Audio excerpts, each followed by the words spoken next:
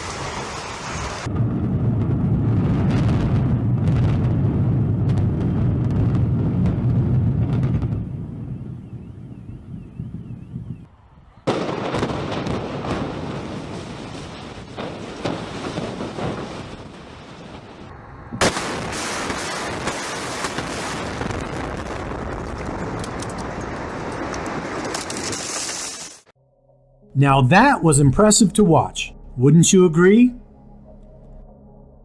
But right now, many of you are probably scratching your heads thinking, why is this Jesus Truth guy showing a bunch of buildings being demolished?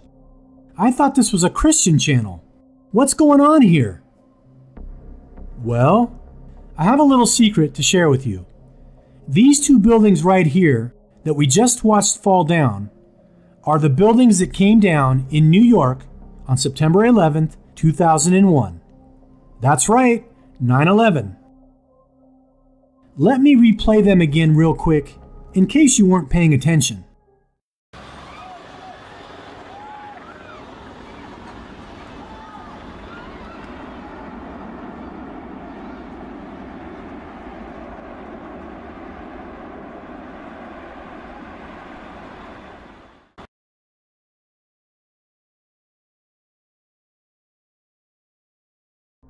Do these two building collapses remind you of anything? They look exactly like all the rest of the building demolitions because they were building demolitions. For all of these building demolitions that we just watched, it only takes seconds for the buildings to implode straight down onto its own footprint. And then, huge smoke plumes coming up from the ground beneath them. This is exactly what happened on 9/11. It doesn't take an engineer to figure out that thousands of tons of concrete, steel, and rebar don't just melt away into nothing, like the official 9/11 story wants us to believe. These buildings were blown to smithereens. And many of you might not know this because the news and the government tried to hide this from us. But World Trade Center Building 7 was not hit by an airplane. That's right, nothing hit Building 7, yet it still fell in free fall speed in just mere seconds. This was an obvious, controlled demolition. Here are some more facts regarding Building Number 7. Building Number 7 had not been hit by an aircraft. It had not been hit by significant falling debris. It had not suffered any massive fire. It had suffered no known structural damage. It was far away from the buildings which fell earlier that day. It fell within its own footprint, like an implosion. It fell at the rate of a gravity freefall, like an implosion. Photos show puffs of smoke like a planned implosion. Planned implosions take many weeks of preparation. The building owner told the New York Fire Department to pull it. TV networks were notified it would be brought down. The tenants were almost all sensitive government offices. No steel skyscraper in history had collapsed like this before. And the official government report covered up the cause. And if that is not enough proof for you, here is the leaseholder of the buildings, Larry Silverstein, in his own words saying, "Pull it." I remember getting a call from the fire department commander telling me that they were not sure they were going to be able to contain the fire.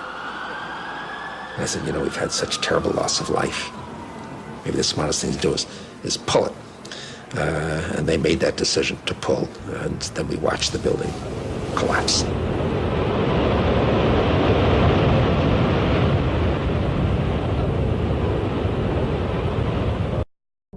This is shocking. This guy admits that they pulled it, which is clearly a demolition term, and then they watched it magically collapse? The only way that this is possible is if Building 7 was rigged with explosives weeks before 9/11 happened. This guy admitted to a crime, and yet he has never been put in jail. What a great justice system that we have, right? So, I think the logical conclusion is to say that if one building was rigged to blow, then all three of the buildings were rigged to blow. If it looks and sounds like a demolition, then it is a demolition. Come on, people. If you don't know that 9/11 was an inside job, it's time to wake up. It's been 17 years, so you've had plenty of time to research it. So here's the challenge I have for you. I challenge you to take one day of your life and stop watching Netflix. Don't watch that football game. Don't go to the bar with your friends. Don't play that round of golf this weekend. Or whatever it is that you do in your free time. Instead, use the day to educate yourselves. Here are 3 great documentaries to get you started on the path of truth. 9/11 Loose Change, 2nd edition. Architects and Engineers on 9/11. 9/11 Exposed, 2nd edition. I will leave links down below to all 3 of these to make it really easy for you. Just grab your favorite beverage and start watching and start learning. And you shall know the truth, and the truth shall make you free.